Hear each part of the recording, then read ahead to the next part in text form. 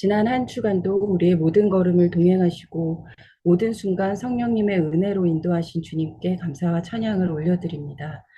때론 일상의 분주함으로 몸과 마음의 연약함을 핑계로 주님이 아닌 사람과 세상을 향해 있었던 시선을 이 시간 온전히 주님께로 돌려드리길 간절히 원합니다.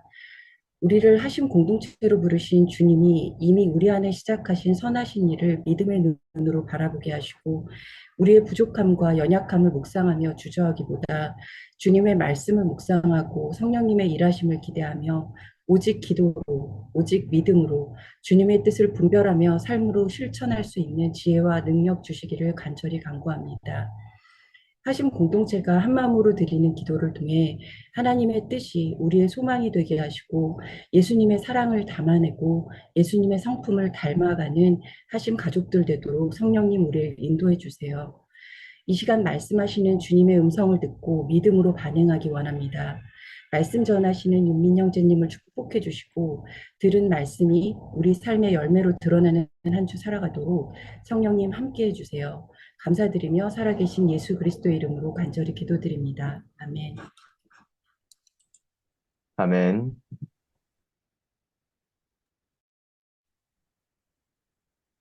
그, 안녕하세요. 오늘 말씀을 나누게 됐는데요. 말씀 나누면 되죠? 네. 그, 사실 오늘 너무 감사한 게 찬양하고 기도, 대표 기도 해주시는 거에 사실 오늘 나눌 말씀이 다 담겨 있어서 안 나눠도 될 정도로.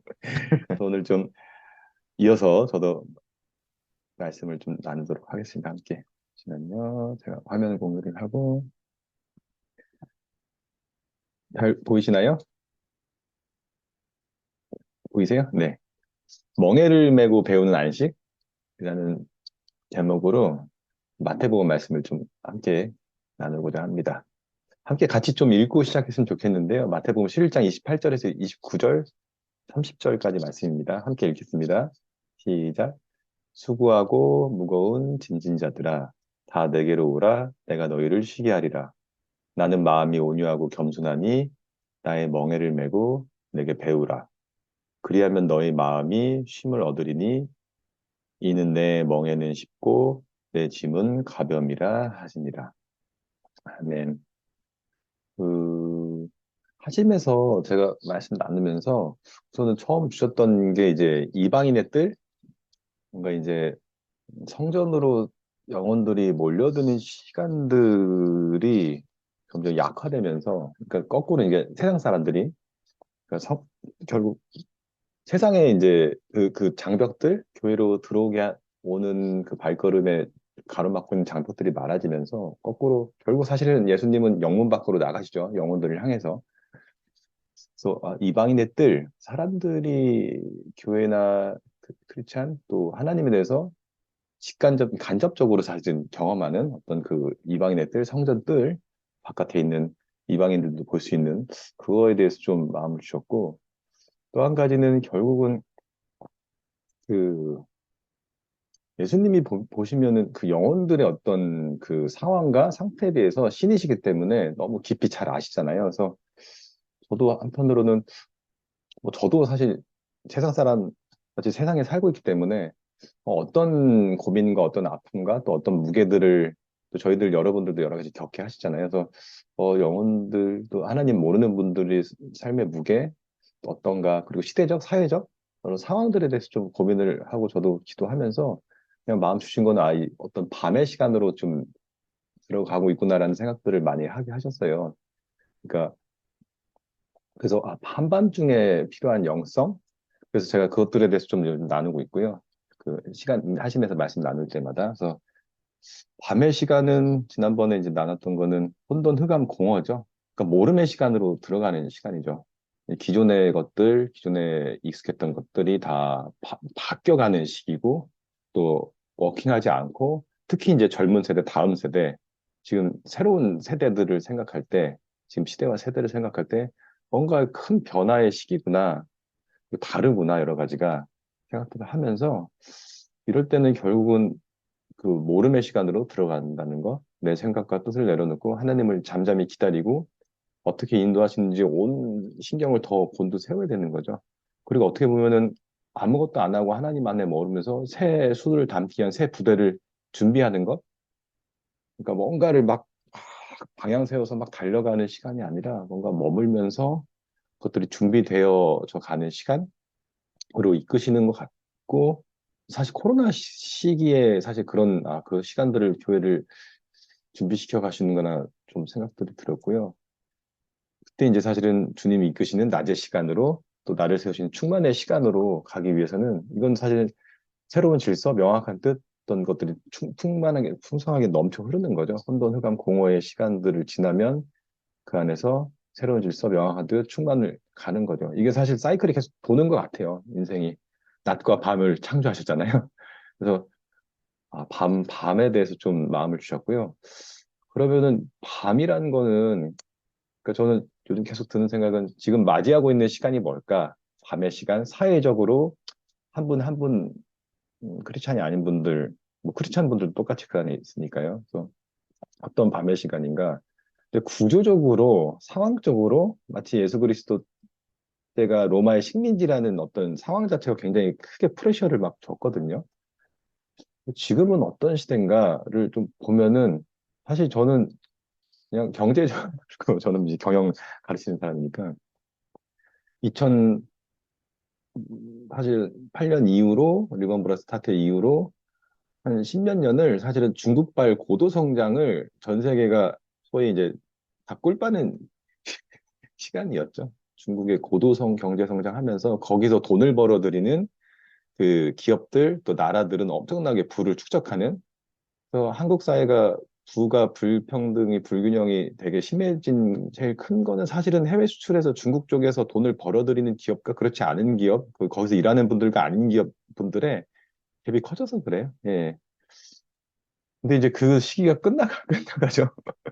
그래서 이제 뭔가 이 다툼과 갈등의 시기구나. 러시아가 이제 첫 단추 또 터뜨렸는데 뭐 이제 국가가 이제 패권 다툼으로 이제 들어가는구나. 그리고 다 거기에 맞물려 있고 전쟁의 빈도와 범위는 이제 점차 커져가고 있죠. 그래서 러시아부터 시작된 유럽과 러시아, 우크라이나 전쟁이 지금 여전히 진행되고 있고요. 이제 결국 빈도와 범위가 이제 시작되는구나 더 강하게.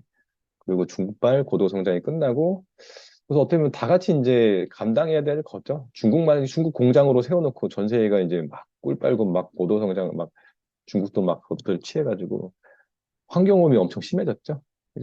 그게 다 저는 코로나도 다 맞물려 있다고 생각해요. 그래서 사실은 환경오염의 사실은 빈도와 범위가 좀 차원이 달라져 가는 것 같아요. 예, 다들 이제 느끼고 있죠. 예, 미세먼지부터 시작해서 반대급부죠, 사실은. 예.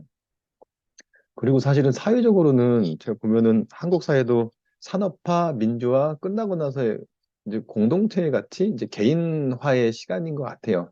사회적으로는 사실은 모두가 공감하는 공동의 가치가 없어요. 가족, 가족 관계, 그러니까 가족이 워낙 끈끈하니까 가족 관계, 그것도 이제 희미해져가고 있죠. 1인 가구들로 늘어나고, 그래서 가족 관계도 이제 무너지고 공동의 가치란 게 뭘까? 다 같이 공감할 만한 건 없어요. 뭐 그나마 나오는 게 이제 뭐 불균형이 심하니까 뭐 공정 아니냐. 아니 그거는 밸런스 맞추자는 거지. 다 같이 뭔가 추구해야 될 가치는 아니에요. 그 정도의 그 큰 상위 가치는 아니에요. 제가 볼 때. 그래서 음, 뭔가 이 공동의 가치들이 점점 희미해져 가고 사실 이런 것들이 고착화되면서 점점 이제 일본에서 나왔던 일본은 사실은 이런 것들이 이미 겪은 것도 있는데 일본에서 나왔던 뭐 묻지마 범죄 칼부림, 집에서 혼자 지내면서 뭔가 고립돼 있다가 밖에 나와서 칼부림 하는 거, 이게 이제 한국 사회에 이제 본격적으로 시작이 된 것 같아요. 그리고 가족 공동체성이 묻어진 게 교육 쪽, 뭐 초등학교 여러 사건들이 나잖아요. 그것들이 다 이제 사회적으로 모두가 서로가 공동체라는 것들이 이제 없기 때문에 내 가족, 내 중심 아니면 나 중심 아니면 거기서 이제 고착화되면서 그것들이 표출되는, 또 한 가지는 사실은 되게 주목할 게 이제 저성장 시대이기 때문에요. 저는 이제 학생들을 가르치니까 어, 사실 윗세대 분들이 이게 잘 공감하기가 좀 어려우신데 본인들 이제 배고프고 완전 절대적 가난이랑은 다른 시대다라고는 하지만 근데 저는 오히려 상대적 가난이나 상대적 그 기회 자체가 없거든요. 이게 얼마나 그 무섭고 얼마나 힘든 건지 사실 잘 모르세요. 안 겪어보신 분들은. 예. 그래서 지금 윗세대들, 지금 젊은 세대들은 왜냐면 이미 저성장으로 들어가서 그, 그러니까 소수 거대 자본하고 네트워킹이 다 고착화돼 있고 다 그 1, 2등 기업 외에는 거기에 또 취업한 사람들 외에는 마켓이 없어요. 그러니까 사실 매우 제한된 기회 안에서 그것들이 이제 쉐어하는 각자 도생의 무한 경쟁으로 내몰려가고 있죠. 그래서 사실은 한국 사회가 고도 성장기를 지나고 저성장으로 됐는데 거기서 지금 한 2, 30년 동안 그 체제 안에서 이게 사회 시스템이나 메커니즘이 돌아갔고 법도 체계도 그런데 이것들이 이제 뭔가 텅텅텅텅 균열이 나고 막 터져가는 이것들을 어떻게 바꿔야 될지는 아직 다 모르고 진지하게 고민을 못하고 있는 그 안에서 사실은 부의 불균형, 지역화 불균형, 세대 간 불균형 더 심화되면서 요즘 그런 사건들이 많잖아요. 저는 이제 이제 좀 본격적으로 이게 사실은 그 내부에서 골마 털어지고 자살률 1위 뭐 이런 거에 다 담겨 있는데 이제 그것들이 표면화되고 표출화되고 사회 공동체 어떤 칼날로 돌아오고 다들 이제 인식하는 시기로 가는구나. 예를 들면 사실은 그래서 저는 한국 사회에서는 사실 돈이 제일 큰 가치예요, 이제. 예. 그건 뭐 다들 공감하고요. 그걸 뭐 이상하고 나쁘게 안 봐요. 그거 당연히 추구해야 되는 거고요. 그걸 뭐라고 못하는 게 사실은 고령화 시대고 은퇴하고 나서의 삶이 있기 때문에 그것도 서바이벌 생존의 이슈잖아요. 그래서 근데 보면은 돈을 많이 가진 분들은 자녀 세대들은 이게 저는 계속 다음 세대에 초점을 맞추고 체크를 하는데 결국은 돈 많은 분들의 자녀 세대들은 결국은 약을 해요. 예, 미국 가서 유학 가서 약하고 뭔가 이제 이렇게 이상하게 되고 뭔가 돈이 없고 아니면 그 안에서 굉장히 고립되어 있는 분들은 분노와 폭력들을 이렇게 표출하는 사회에 나가서 하는 그리고 사실은 사회적으로 저도 사실 제가 깨어 있어야겠다 싶은 게 제 주변에도 그러니까 참 어떻게 보면은 힘들고 어려운 분들과의 접점 그분들을 만나고 또 얘기 나누고 서로 쉐어하고 뭔가 이런 게 쉽지가 않아요 사실은 애써 발걸을 그러니까 서울에서 예를 들면은 뭐 재개발을 하면은 그분들 다 밀리고 이제 아파트 세워서 딱 성을 구축하죠. 그 커뮤니티를.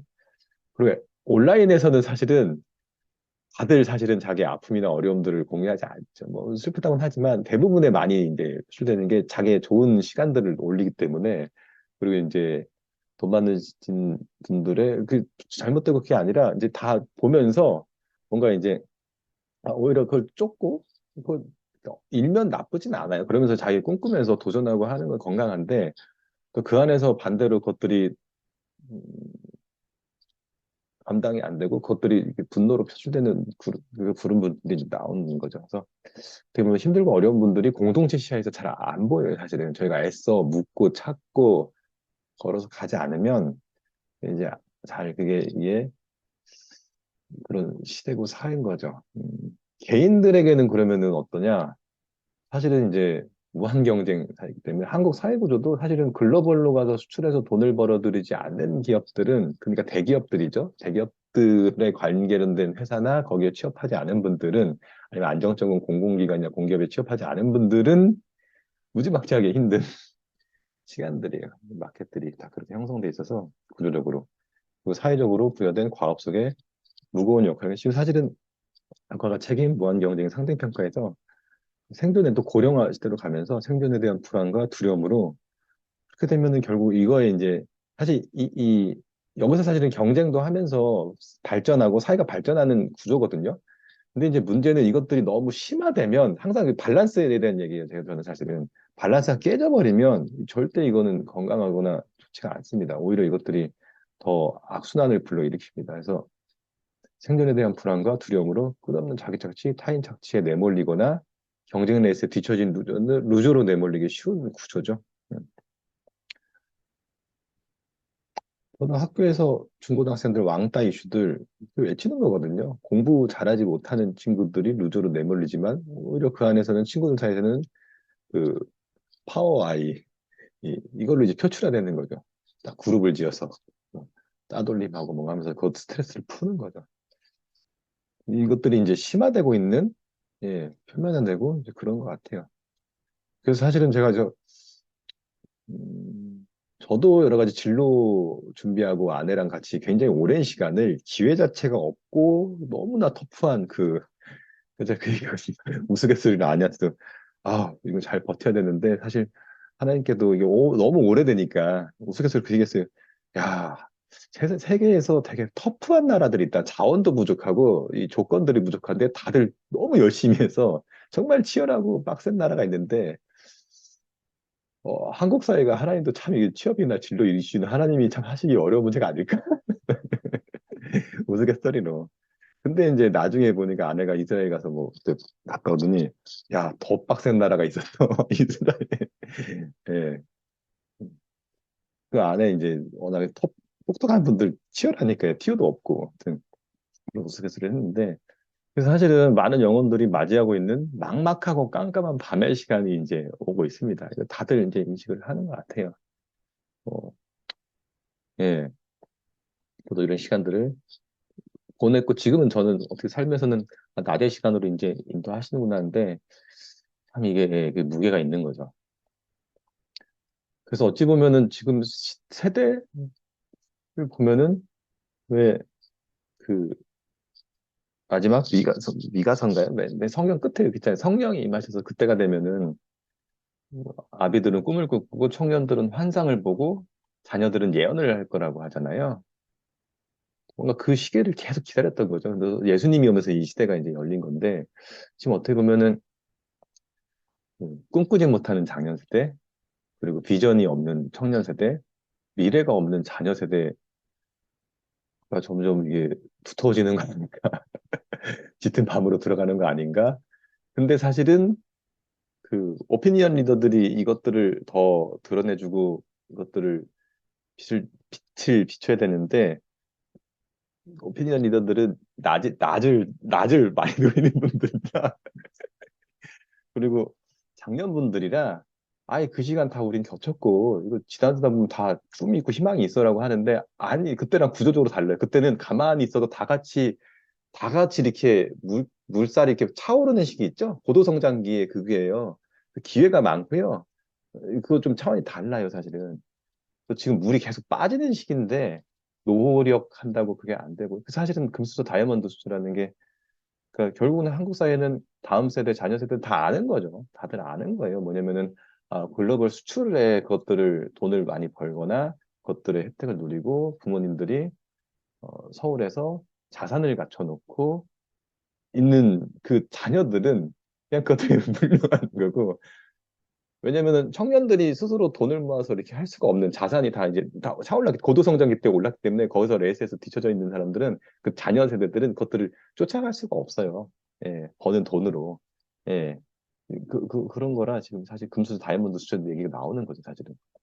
근데 아무튼, 그래서 참 이게 이제 불균형이 심화되는 시간으로 가고 있습니다. 그래서 이런 시대에 그 사실은 방성기 목사님 이랜드 사목 계속 하셨던 그분도 그때 제가 말씀 그 청년들에게 일터에서 소명을 갖고 사명을 가져라 하고 하면은 그걸 막 믿고 했는데 그것들이 막 열매도 맺고 막 기업에 취업해서 막 돈도 잘 벌게 되고 막 열매를 맺으니까 하나님께 감사하고 이게 다 하나님께 왔다 하고 뭔가 거기서 막 말씀도 나누고 막 복음도 전하고 자기 막 간증들이 있는데 지금 예를 들면 이런 거죠. 대학생들한테 꿈을 가져라 얘기했는데 뭐 2년, 3년 계속 취업이 계속 낙방하고 떨어지니까 참 본인도 이게 참 어렵다는 거예요, 마음이. 그러니까 이게 4년, 5년 된 친구들한테 더 버티고 기다리고 기도하고 이렇게 뭐 힘차게 얘기해 주기가 이게 네, 그렇죠. 아무튼 그런 어떤 시기들로 가고 있을 것 같습니다. 근데 중요한 거는 사실은 저도 거꾸로 보면은 근데 불안하고 힘든 밤의 시간은 우리에게 혼돈과 아주 불안으로 다가오는데 거꾸로 그 시간에는 하나님께서 새날을 준비하는 안식으로 창조하셨어요. 사실 밤은. 그러니까 새로운 질서를 만들기 위해서 혼돈과 혼란의 시간들이 오는 거죠. 아니면 깜깜한 시간으로 가는 거예요. 결국 그것들을 제시하고 나아갈 데들 하명은 그 어둠 속에 있는 분들에게 낮 가운데 있는 분들은 사실 크게 그것들에 대해서 공감도 못하고 좀 사고체가 한계가 있는데 결국은 이거를 부르신 건 결국 크리스천들 아닌 가난한 자에게 가시고 그것들과 함께 하셨던 그리고 크리스찬들 또 크리스찬으로 또 부를 주신 분들이 또 그 역할들을 또 하게 하실 거고 그런 시간들을 준비하신다고 생각하고요. 그래서 그리고 안식의 시간이구나. 그리고 우리 모두에게 오히려 거꾸로 사실은 저도 그 생각하거든요. 오히려 더 가난해지고 갈급했어요. 주님 모르는 친구들 또 삶이 너무 힘들고 필요하기 때문에 거기서 오히려 진짜 진리 또 이것들을 이겨나갈 힘을 갈급해요. 그래서 오히려 어떻게 보면 이 밤의 시간이 빛을 다 찾는 시간 그리고 그 안에 깊은 안식이 필요한 시간인 것 같습니다. 그래서 밤은 불안을 주기도 하지만 사실 밤은 안식하기 위해서 하나님께서 주신 시간이죠. 음.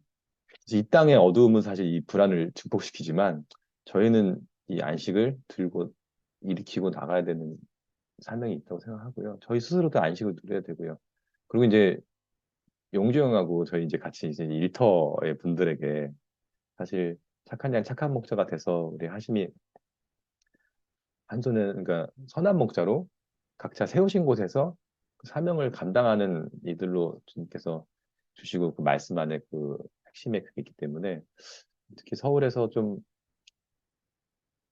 일터에 계신 분들, 젊은 세대들, 뭐 청년 장년들, 20, 30대, 40대 좀 어떻게 섬길 수 있을까를 고민하면서 좀 고민하고 있는데 그러면서 저희 이 말씀이 좀 떠오르더라고요. 주신 말씀. 이 말씀 되게서 사실은 오늘 수고하고 무거운 짐진 자들 다 내게로 오라. 내가 너희를 쉬게 하라. 근데 이 말씀을 좀 묵상할 필요가 있다 해서 좀 인도해 주셔서 이 말씀을 좀 묵상하고 좀 오늘 나누고자 합니다.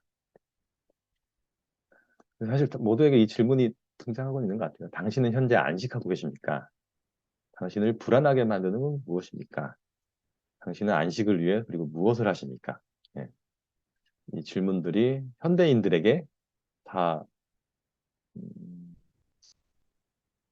이 고민들을 하는 것 같아요, 다들. 예. 이 질문에서 안식하고 있다. 난 불안하지 않다. 나는 안식을 위해 이것들을 제대로 하고 있다. 각자의 답들이 있거나 답이 없거나. 근데 그것들이 제대로 된 답인지 아니면 또는 답이 없다면 뭐가 진정한 답인지를 오늘 말씀 나누면서 좀 같이 나누고자 합니다. 이게 사실은 보시면은 되게 모순적인 말씀이어서 저도 야 이거 잘 풀었는데 안식에 대한 모순적인 주님 말씀이죠. 왜냐면 딱 이런 내러티브여야 되거든요. 원래는 고생하면서 무거운 짐을 지고 허덕이는 사람들 다 나에게 오세요. 내가 편하게 쉬게 하겠습니다. 나에게 짐을 다 맡기고 짐을 내려놓으세요. 그리고 쉬세요. 힐링하세요. 좋은 풍경도 보시고 맛있는 것도 먹으시고 이 경치 안에서 아무것도 하지 마세요. 그러면 안식이 편안한 힐링이 임할 겁니다. 그 사람들이 당연하죠. 거기서 다 여행도 가고 다 맛있는 거 먹고 하잖아요. 근데 갑자기 다 나에게로 온 다음에 편히 쉬게 한다고 하면은 갑자기 나는 마음이 온유하고 겸손해. 그러면서 갑자기 싹 감으시는 요즘 이거 좋습니다. 갑자기 다 오세요. 내가 너희들 좋아하는 거 들어줄게 하고는 나 믿어도 돼. 나는 온유하고 겸손해. 그래서 갑자기 내 멍에 좀 매봐. 나한테 배워. 그러면 영혼의 안식이 얻을 거야. 이거 갑자기 왜 또 내 짐을 좀 내려놓는 것들이 갑자기 왜 멍에를 매래요. 그러니까, 아니야, 이거 편하고 가벼워. 이렇게 오해할 수도 있는. 근데 진리가 있는 거죠, 여기에. 그래서 이게 참 모순적인 말씀이구나. 무거운 짐을 당신께 맡기고 내려놓고 편안하게 쉬라는 게 아닌 나한테 오세요. 멍에를 내 멍에 좀 메고 배워. 그리고 그러면 안식 얻을 거야. 이거 편하고 가벼워. 무겁지 않아. 근데 이제 주의 사항이 있는데요. 이 말씀을 보면서 오해하시지 말아야 될 게 이거 영혼의 안식에 대한 거예요. 이제 실제 깊은 사람의 심연에 있는 가장 코어에 있는 영혼의 깊이에 있는 진정한 안식에 대한 얘기예요. 음. 왜 주의냐면은 사실은 이걸 보고 그러게 주님 일을 하면 교회 사역을 하면 힘을 주실 거야라고 오해하시면 안 돼요. 육체가 피곤하면 쉬셔야 돼요. 예. 하나님께서 6일간 일하시고 7일간 아무것도 안 하니까 일 안 하시잖아요. 구약에도 계속 아무것도 하지 말라고 하세요. 그냥 하나님 안에서 예배드리고 교제하자고 하세요. 그러니까 육체의 안식이 아닌 영혼의 안식에 말씀. 육체가 피곤하면 쉬셔야 됩니다. 잘 쉬고 잘 주무셔야 되세요. 예, 주일날도 잘 쉬셔야 되고요. 예, 예. 그래서 이게 이 마음의 깊이 있는 영혼, 진짜 이 본질적 영혼의 안식에 대해서 주님께서 얘기하시는 거구나.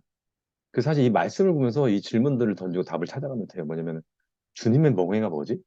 이게 얘기하신 그쵸? 그리고 수고하고 무거운 짐, 사람이 지고 있는 짐하고 주님이 얘기하신 얘기하신 그 멍에가 뭐지? 영어로는 사실은 짐하고 멍에가 이제 차이가 없는데요. burden. 근데 이제 이따가 말씀드릴게요. 어떤 게 다른지. 그리고 짐과 멍에는 그러니까 명사로서 의미 자체는 어떤 무게죠. 그 자체는 다르진 않은데 짐과 멍에가 뭐가 다르지? 그리고 주님이 얘기하신 당신의 멍에라는 걸 어떻게 메고 무엇을 배우지? 또 배우라고 하시니까요. 그 무슨 명예에게 편하고 가볍지? 이 질문에 대해서 이제 답을 좀 찾아보고자 합니다. 주요 키워드를 보면은 사실 답들이 다 있는데요.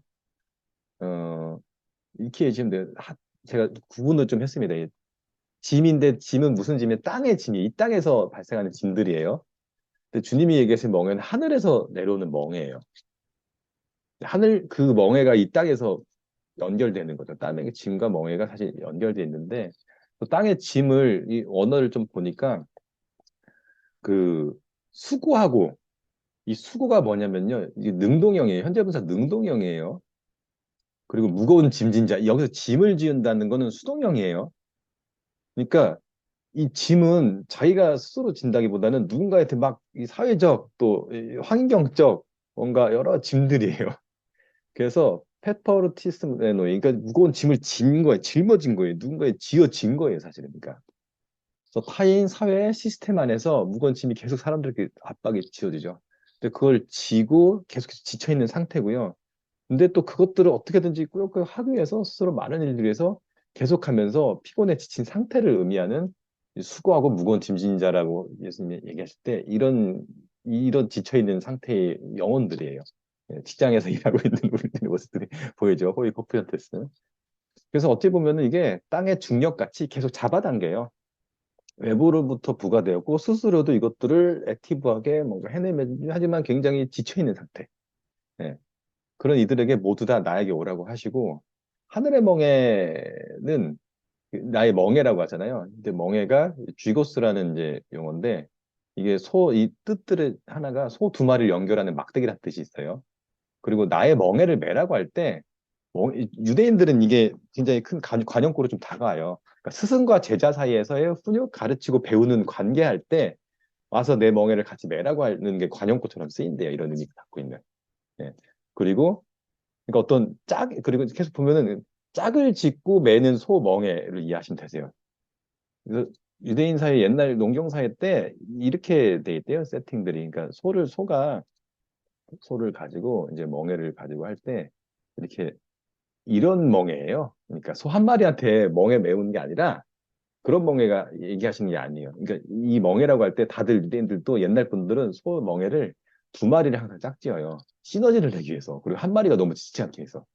그래서 이렇게 양쪽을 이어주고 이 가운데다가 그 쟁기를 해서 그 밭을 갈아요. 둘이 되게 잘 협력하고 뭐라 그래야 되죠? 마치 왈츠를 추듯이 뭔가 같이 이렇게 일을 해야 하면서 둘 다 이렇게 예민하게 그 쟁기질을 하는 농부를 인식하면서 나아가는 거. 이게 이제 사실 여기서 얘기하신 멍해로 이해하시면 되세요. 그 다음에 좀 봐야 될 게 이 말씀을 하고 계시는 전후 상황과 맥락을 좀 보시면 좋을 것 같아요. 저도 이제 보면서 결국 말씀은 그 키워드의 중심 의미랑 언어의 의미랑 상황 맥락을 보면은 어디서 사실은 다 좀 이해시켜 주시는 것 같아요, 성령께서. 그래서 지금 보시면은 가만히 보시면 마태복음 11장에서 이 말씀을 하시는데 그 전에 이제 말씀들 제가 좀 흐름들을 쭉 보면은 하나님 나라 선포 및 역사가 이제 시작됩니다.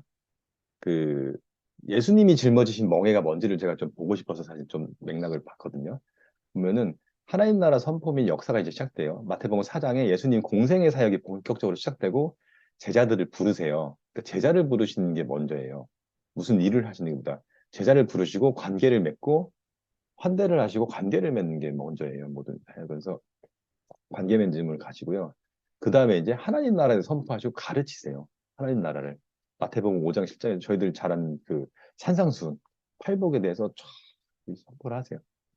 그리고 더 본격적으로 수많은 사람들 질병을 고치시고 귀신을 쫓아내시고 놀라운 회복의 역사를 진행하세요. 마태복음 8장 9장에. 그리고 여기서 멈추지 않아요. 사도행전의 역사가 사실은 제자들은 사도행전이 처음이 아니에요.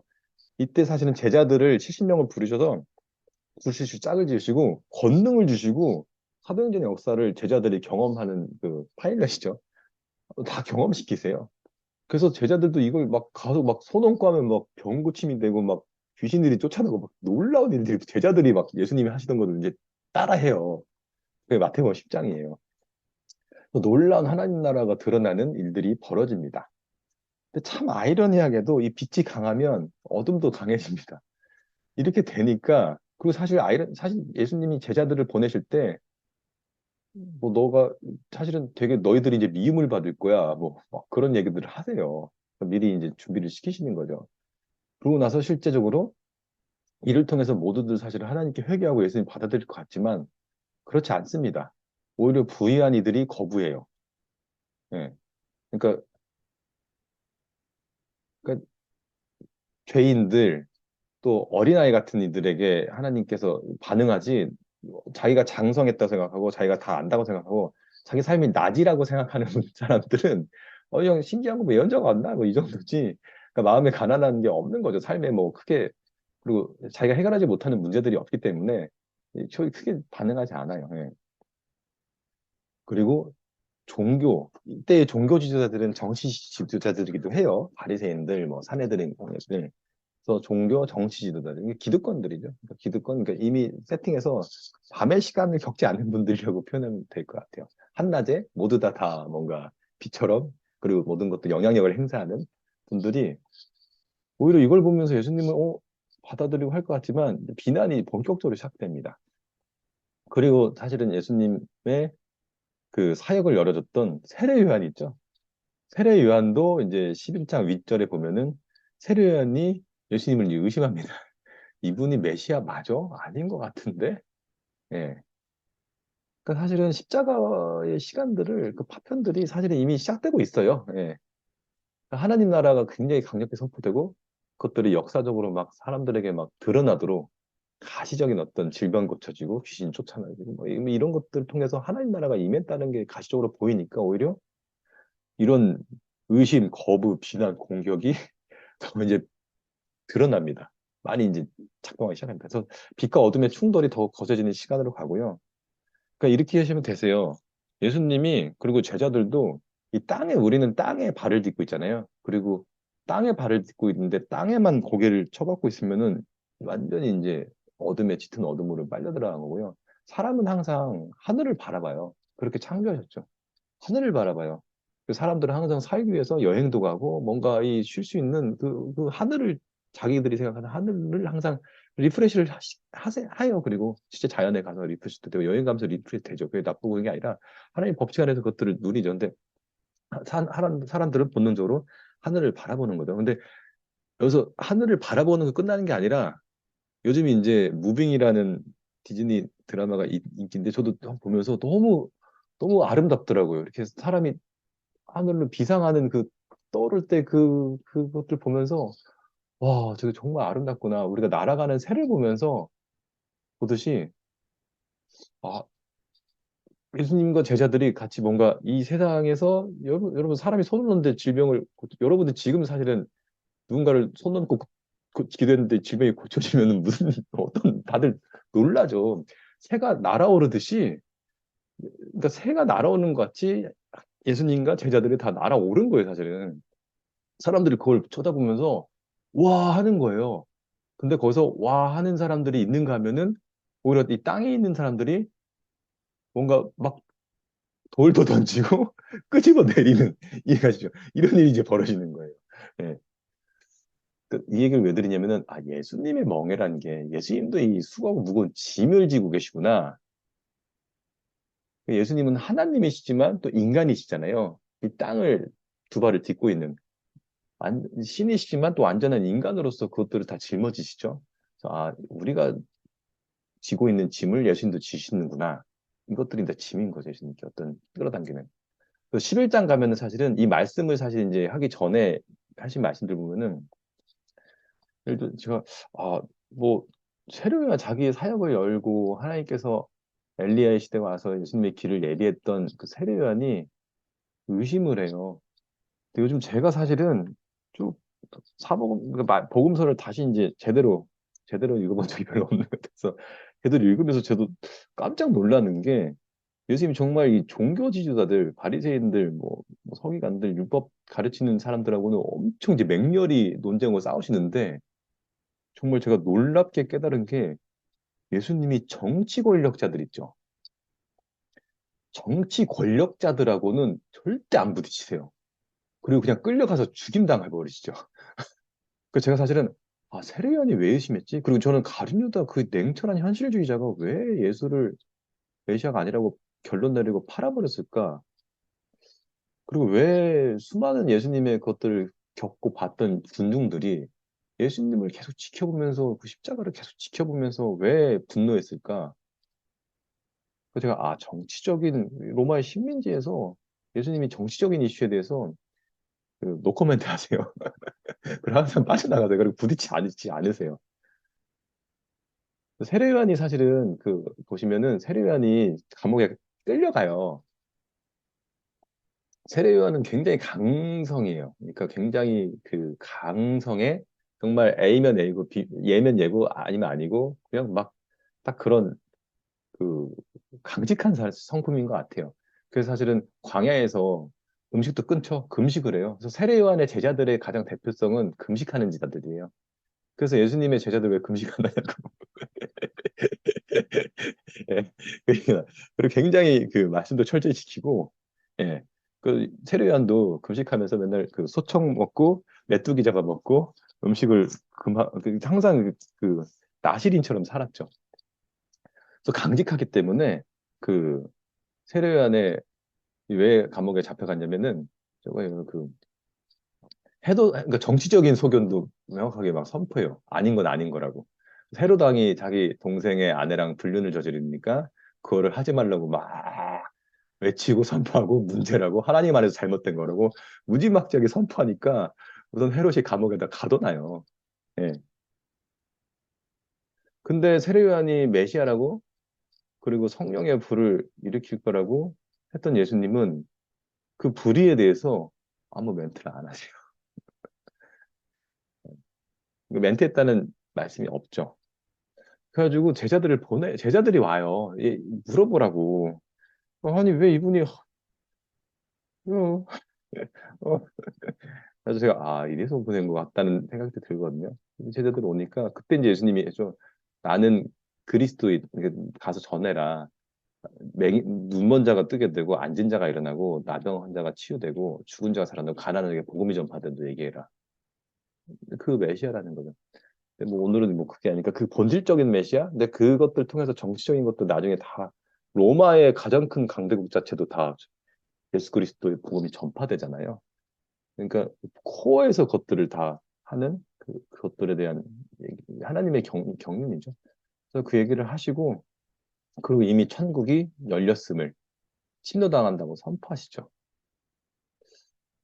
그리고 이 세대의 완악함 책망을 하세요. 그래서 요한이 음식 먹는다고 하니까 사람들이 음식을 안 먹으면 귀신 들렸다고 비난하고 예수님은 음식 먹으니까 술 마시고 먹기를 탐한다고 질환 좋은 사람들을 어울린다고 또 비난해요. 이 세대의 바리새인들 또 리더들이.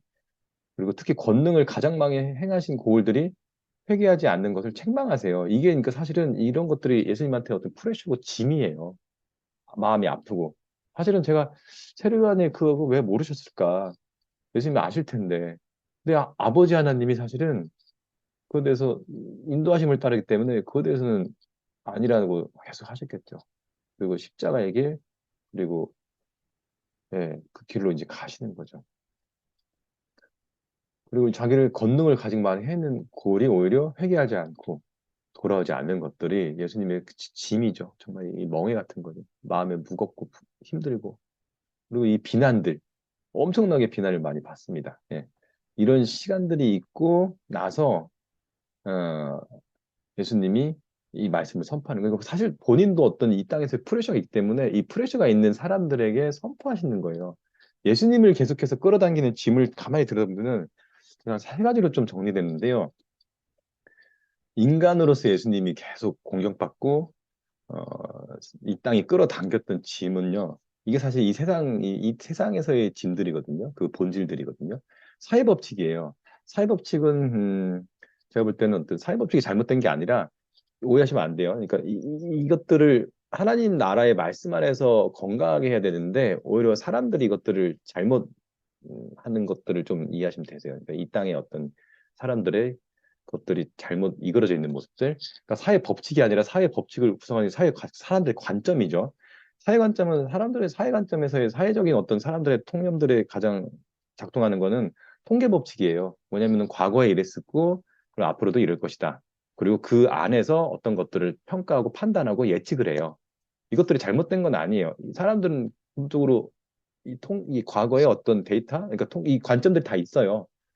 그래서 여기서 사실은 문제가 근데 뭐냐면은 여기서 고정관념과 편견들이 생기는 게 문제인 거죠. 균형이 깨져갈 때. 그리고 새로운 어떤 것들을 할 때 이것들이 오히려 반복이. 저는 이제 학교에서 통계를 가르치는데 통계는 과거 데이터를 가지고 미래를 예측하는 거거든요. 근데 학생들한테 그 얘기는 해요. 통계를 정확하게 알면서 현실을 정확하게 알아야 되지만 하지만 여기에 매몰되지 말아라. 왜냐면 새로운 통계 데이터를 너희들이 만들어낸 사람들이 되어라. 새로운 이정표를 세우면 되는 거예요. 그것들이 쌓이면 또 하나의 통계치가 되는 거거든요. 이해 가시죠? 그래서 예수님을 사람들이 관점에서 어떻게 판단하냐? 이게 사람들의 편견과 고정관념이 있는 거예요. 나사렛 출신인데 뭐 손동대 출신이죠. 저항용 목수예요. 일용직 노동자 같은 어떤 그런 배운 게 없어요.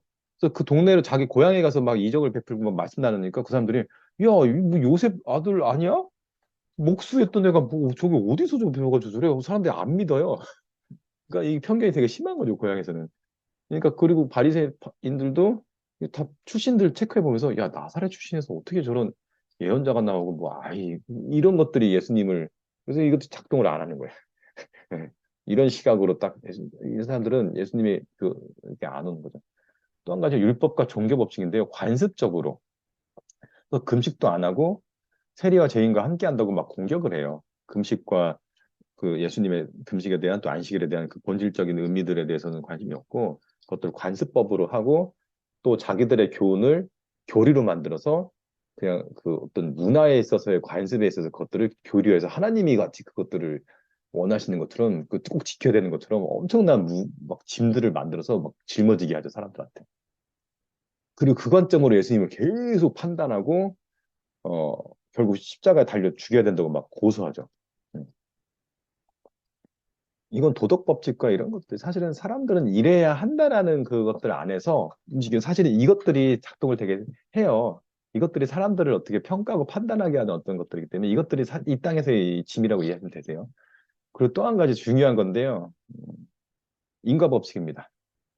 이게 잘못됐다는 게 아니에요. 이것들이 메커니즘이 있는데 이것들이 밸런스가 깨지고 편견과 고정관념과 사람들의 악함들이 작동하고 시스템과 기득권과 구조적으로 어떤 이런 것들을 가지고 묶어버리고 고착화시켜버리는 게 세게 작동해요, 사회가.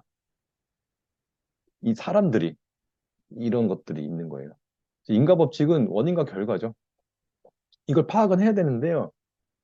사실은 예수님이 지속적으로 공격받았던 게 근데 문제는 바리새인들하고 서기관들이 예수님이 하시는 말씀이 종교 법칙에도 안 맞는 것 같고 사회 법칙으로도 출신도 되게 형편없어 보이는데 중요한 거는 막 역사를 일으키니까 그 해석을 해야 되잖아요. 인과관계에서.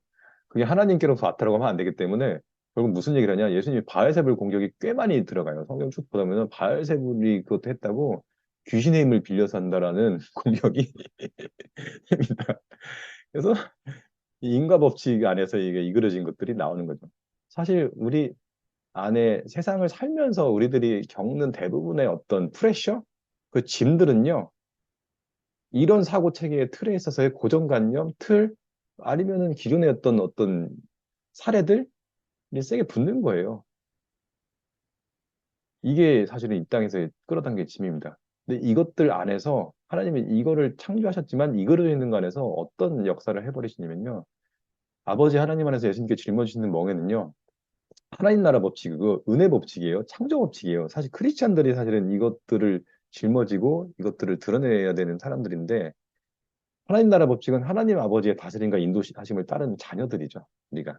그래서 이거는 사실은 하나님께 깨어서 계속 구하고 듣는 거죠.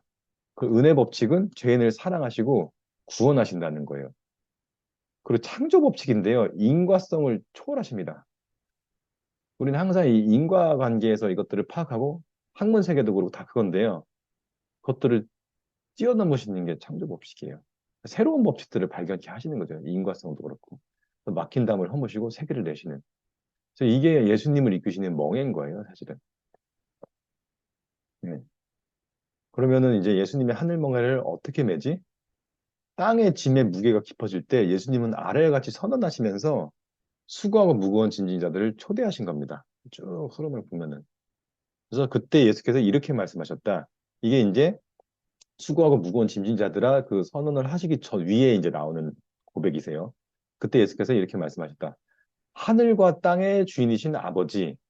그러니까 본인도 이런 프레셔들이 땅에 있는데 딱 선포하시죠. 하늘과 이 땅도 주인은 아버지십니다. 그리고 아버지라는 표현 하시죠. 아버지. 그리고 이것들을 안다는 사람들과 똑똑한 사람들에게는 이 모든 것을 감추시고 오히려 철부지 어린아이들에게 연약하고 가난하고 힘든 분들에게 그분들이 나오니까요. 아, 이분들이 자기가 그것들 안에서 고심하고 여러 어려움들이 있고 프레스들이 있는데 아, 이게 아버지 뜻이지. 그러니까 토스 하시는 거죠. 이 짐을 갑자기 하늘로 확 올려버리세요. 아, 이게 이 짐이 막 이 땅에서 끌어당기지 아니야. 이거는 하나님의 멍에야. 하나님께서 이게 함께 하셔. 그리고 아버지가 이것도 다 보고 계셔.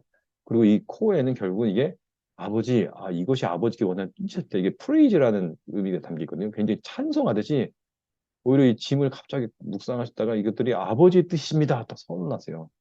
그리고 아버지께서는 모든 것을 저에게 맡기셨고 아버지밖에는 아들을 아는 이가 없고 아들과 또 이 온전한 그 사랑의 관계, 그 아버지와 아들의 연합함을 통해서 이것들을 선언하시고 나아가세요. 그래서 하늘과 땅의 주인이신 아버지를 선포하시고 그 안에서 감사하시고 이 주님과의 관계 안에서 막 힘을 얻으시는 거예요. 네.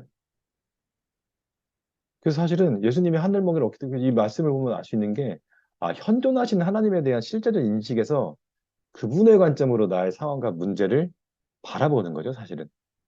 그러니까 하나님의 실존에 대한 인식하에 하나님 관점에서 나의 상황과 문제를 바라봐야 되는 거죠. 그때 세상의 일에 대한 나의 일이 또 세상의 일, 또 나의 일이 하나님의 일로 인식되고 하나님 관점으로 이제 보게 되면서 세상의 관점과 매몰된 나의 관점에서 이제 하나님의 관점으로 전환되는 거죠. 그러면은 사실은 우리들이 느끼게 되는 게 하나님이 등장하면서 하나님이 사랑이시구나, 함께 하시는구나, 그리고 하나님이 창조주시지, 초월하시는 분이라는 걸 깨달으면 마음이 편안해지죠. 어떻게든지 하실 거다. 뭔가 내가 생각하는 것과 내 타이밍과 그것들이 아니라면 뭔가 또 뜻이 있나 본데? 그 여지, 유연한 그 숨통, 그게 이제 킨 거죠. 세상적인 의사분들이 요즘 얘기하는 게 그거죠. 스트레스, 근데 회복 탄력성. 회복 탄력성이, 크리스찬들은 회복 탄력성은 이렇게 생기는 거예요. 회복 탄력성으로 그것들을, 스트레스는 받을 수밖에 없다. 근데 그것들을 어떻게 대응하고 어떻게 처리해내는가 중요한데, 그럼 내 개인마다 회복 탄력성의 강도나 세기가 있다. 근데 우리들의 회복 탄력성의 핵심이 이거예요. 초월적인 하나님이 등장하면 우리가 마음이 편안해지죠. 아이, 뭐 그분이 뭐 창조주신데 다 해주시겠지. 예. 그리고 그분께 지혜를 구하고 어떻게 해야 될지도 묻게 되는 거죠. 음. 돕는 손길들도 구하게 되고 그겁니다. 근데 이게 되려면 그래서 온유와 겸손하니 나에게 와서 배우라고 하신 거예요. 이걸 배우라 하시는 거죠. 이게 되려면 사실 온유하고 겸손해야죠. 온유란 뜻은 프라우테스, 그러니까 따뜻하고 부드럽게 이렇게 경직되거나 뻣뻣한 게 아니라 그냥 되게 편안하고 마치 소가 쟁기를 딱 멍에를 메고 그 뒤에서 농부가 그 손길이 어떻게 하는지를 굉장히 예민하게 파악하고 그 이끄는 대로 샥샥 움직여가는, 예. 그게 되려면 겸손해야 되죠. 페이노스, 마음을 아래에 놓고 머리를 숙이고 마음을 낮추고 그분의 그거에 굉장히 귀를 기울이는 거, 온 마음을 다해서 또 주님을 잠잠히 바라보며 그분의 뜻과 인도하심 구하고 겸손히 기다리며 완전히 잠드는 시간으로 가는 거죠. 그리고 주님의 개입과 일하심을 잠잠히 기대하며 인내하면서 견디는 거죠. 그러면서 내 안에 불안, 걱정, 근심, 염려가 잠드는 밤의 시간으로 계속 인도하시는 겁니다. 그래서 사실은 이 땅에서 세상을 깨닫게 되며 발견하는 것은 무수히 많은 법칙들이 있는데요. 근데 그것을 통제하는 죄인된 개인과 그들이 구축하는 구조적 악함이에요. 사실은 음, 영혼들이 변화되지 않으면 다시 익스펙티드 밸류점이 낮아지는 거예요. 그러니까 예수님은 본질적으로 다 그걸 뒤집어 엎으시는 거예요. 이 영혼들을 변화시키는 이 것들을 이제 역사를 하시는 거죠. 그래서 구조적인 악함 속에서 이 대표적인 게 구약에서 사실은 신년의 말씀을 선포하지만 역사적으로 이스라엘 백성 하나님을 따르는 사람들도 희년의 그 선포에 왜냐면 경제 구조에 대해서 하나님이 결국은 가장 쏘르신 희년이거든요. 10년 만에 다시 그걸 회복하고 근데 그게 작동을 안 하는 거죠, 사실은. 기회들이 다시 주어지고. 근데 이스라엘 나라도 그것들을 그 나라에서 실제적으로 행한 적이 없어요. 역사적으로. 한 번도 그러니까 성경에 안 나와 있어요, 사실은. 희년을 예, 실제적으로 자기가 이스라엘 나라가 시행해 본 법이나 제대로 해본 적이 없어요. 예, 그런 거죠. 예. 그래서 무력한 개인과 증폭되는 두려움과 불안감이 계속 사는 거죠. 고개를 들어 하늘을 봐야 합니다. 그 상황을 바라보신 하나님을 봐야 되고요. 하나님은 모든 상황을 다스리는 창조의 하나님이시고 그분의 창조는 사랑 안에서 완전하시고 영원하세요. 그래서 사랑의 창조주 하나님 안에서 이 땅의 상황과 사건들, 내게 주어진 일과 관계들을 바라봐야 돼요. 그때 이제 역사가 시작되는 거죠. 그래서 이러한 시각과 관점을 가지고 온유와 겸손으로 인내하고 버티며 짊어진 멍에를 지고 나아가는 주님 주신 지혜와 명철로 돕는 손길들 함께하고 그렇게 이 땅에 주어진 소명과 사명의 밭을 일구어 나가는 거예요. 그때 주님께서 일하시고 주님 안에 내가 일하며 주님을 발견하고 경험하고 닮아갈 때 하늘나라 창조의 법칙이 주님 일하시는 역사가 이제 밝아오는 거죠. 그리고 중요한 거는 사실 가볍고 편안하다고 얘기하시잖아요. 이게 가벼운 게 소가 멍에를 같이 매면 이렇게 이해하시면 되세요. 그러니까 예수님이 사실 다 짊어지고 계세요. 나의 삶의 그것들을. 그래서 내가 멍에를 매면은 느끼는 게 뭐냐면, 가볍네? 예수님이 다 짊어지고 계시네? 이게 가볍네? 그 예수님이 쫓아가는 거 내가 따라가면은 이게 재밌는 거예요. 이제 뭔가 이게 시너지가 나는 거예요. 슬슬. 이거 괜찮네? 예수님이 하시네? 그러니까 농부한테도 굉장히 아버지 하나님한테도 센싱하면서 짐을 같이 짊어지신 예수님께도 센싱하면서 뭔가 그 인도하심의 그 바람결이 불고서 막 환경을 하는 성령님의 것도하면서 삼위일체의 그 역사 가운데 내가 같이 하면서 이 멍에가 재밌어지고 편안해지고 뭔가 즐거워지는 거죠. 네. 그래서 여기서 예수님께서 그게 내 멍에는 쉽다. 그 몸에 잘 맞고 적합하다, 무겁지 않다, 부드럽다, 기쁘다라는 의미가 담겨 있는데요. 그리고 쉼을 얻을 거다. 이 쉼이요, 아무것도 하는 쉼이 아니라 소생케 하시는 거예요. 젊게 하고 힘을 보충하게 하는 거. 그리고 그 쉼을 얻을 거다. 그러니까 이거를 나와 함께 멍에를 질 때, 내 멍에를 질 때 찾고 발견할 거다. 근데 이제 주님의 멍에를 결국은 그 이게 내 삶의 짐을 하나님 관점에서 바라보고 주님께 도움을 구하고 주님 안에서 잠잠히 이것들을 기다리고 또 지혜 명철을 구하고 해야 되는 거구나. 그게 이제 삶의 짐을 주님 안에 하늘의 멍에를 바꾸는 거죠. 그리고 사실은 제일 중요한 게 제가 사실 인생을 살면서 사실은 하나님은 하는 일과 이것들도 관심이 있으시지만 진짜 관심이 있으신 건 영혼이에요. 그것들과 연결되는 영혼들에 관심이 있지. 왜냐면 영혼이 제일 밸류 있고 온 우주보다 귀하다고 하기 때문에 결국은 영혼이 내가 제일 중요한 거고 내가 관계 맺은 그 영혼이 중요하시고 그게 제일 코어로 사실 보세요. 근데 왜냐면 보면 가볍고 편안해지는 이유인데요. 이 본질적인 에너지 있잖아요. 에너지. 사람이 이제 에너지가 나는 것도 보면은 창조주의 사랑인데요. 성부, 성자, 성령님이 그러니까 성자 하나님 예수님도 이 성부 하나님과 성령 하나님의 안에서 이 코이노니 안에서 힘을 얻으세요. 인간으로서. 그래서 그 사랑의 교제 안에서의 그 하나됨을 누리세요, 굉장히. 그래서 사실은 이게 굉장히 예수님은 하나님 아버지를 너무 사랑하세요. 하나님 아버지도 예수님을, 예수님 너무 사랑하시고 성령님도 너무 서로 사랑하세요. 그냥 아주 그냥, 예. 그래서 십자가에 달려 죽으실 때 사실 예수님의 고통은 다른 고통이 아니라 아버지여 저를 어찌하여 버리시나이까. 단절됨.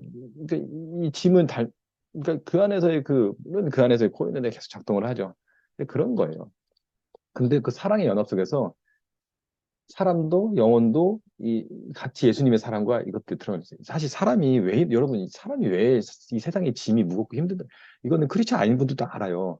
왜냐면 누가 그것들을 이해해주고 공감해준 사람이 없을 때 아무도 그것들을 나몰라라 하고 누구 한 명이 수고가 많아 힘들지 내가 다 알고 있어 그때 힘이 나는 거예요. 사람이 신기해요, 사실은. 이게 영적인 존재라 그래요. 예. 그러니까 따뜻한 말 한마디에 다들 마음이 열리고 힘들지, 고생이 많어.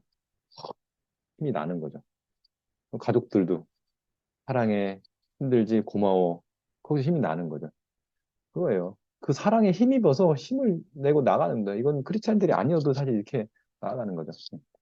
주변 영혼들을 사랑으로 감당하고 내가 처한 상황에 대해서 주님의 인도하심을 구하며 주님 안에서 감당해 나갈 때 삼겹줄 사랑의 시너지가 만물 속에서 하는 이 창조의 에너지입니다. 이제 마무리를 해야 합니다. 그래서 결국 일을 통해서 하나님을 만나고 하나님을 통해서 나를 발견하고 내 안에서 또 영혼들로 나아가는 일과 영혼들이 연결되면서 이 가볍고 편안한 하늘의 멍의 시너지, 예, 그 날개짓이 이제 핵심인 거죠.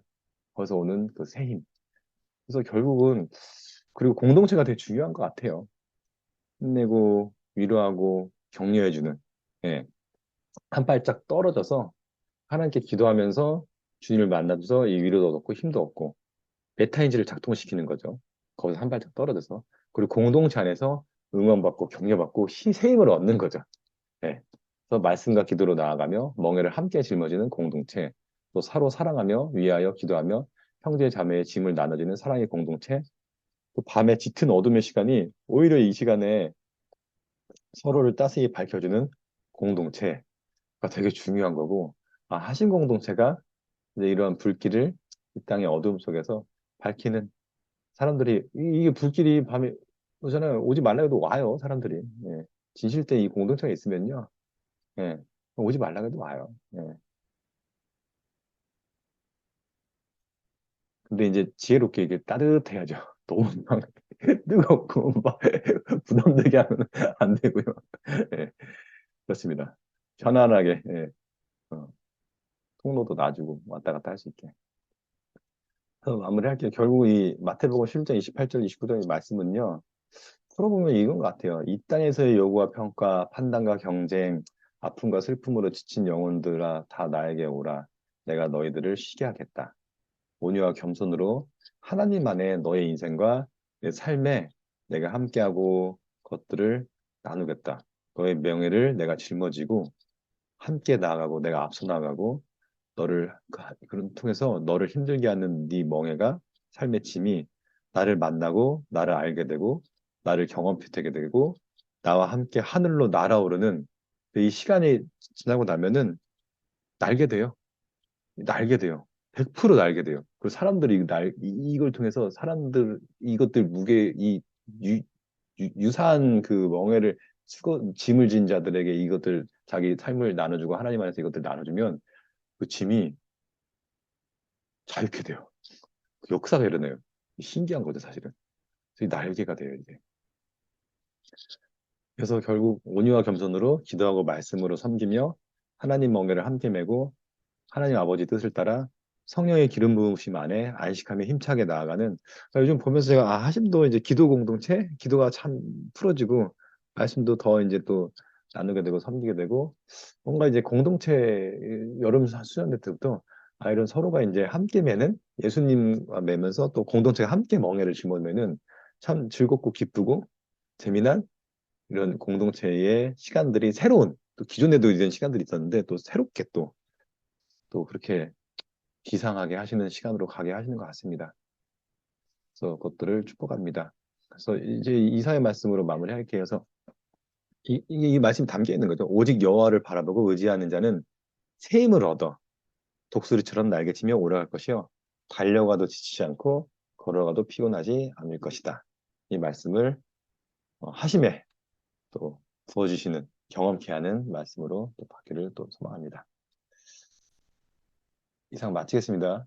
기도하고 네, 기도하고 기도하겠습니다. 네. 하나님 감사합니다. 주님께 나아갑니다. 함께 나아갑니다. 주님의 멍에를 기쁨으로 짊어지고 온유와 겸손으로 서로가 함께 짊어지고 주님이 이끄심을 경험하고 주님을 닮아가길 소망합니다. 또 아버지의 이끄심을, 또 손길을 또 기대하며 그렇게 저희들 밤의 시간을 보내며 또 저희들 불을 피우며 이 땅에서 날아올라 이 땅에 수고하고 무거운 짐진 자들에게 찾아가고 그들에게 주님을 알리며 또 저희 삶으로 또 저희들 나눔으로 주님을 또 증거하며 주님의 복된 소식, 진짜 기쁜 소식, 또 그들의 기쁨으로 다가가기를 소망합니다. 아버지 하심의 그 여정을 인도하시고 저희들이 기도와 말씀으로 새롭게 나아갈 때 덕분 기름 부어주시고 인도하시고 이끌어주세요. 감사합니다. 살아계신 예수 그리스도 이름으로 기도드렸습니다. 아멘.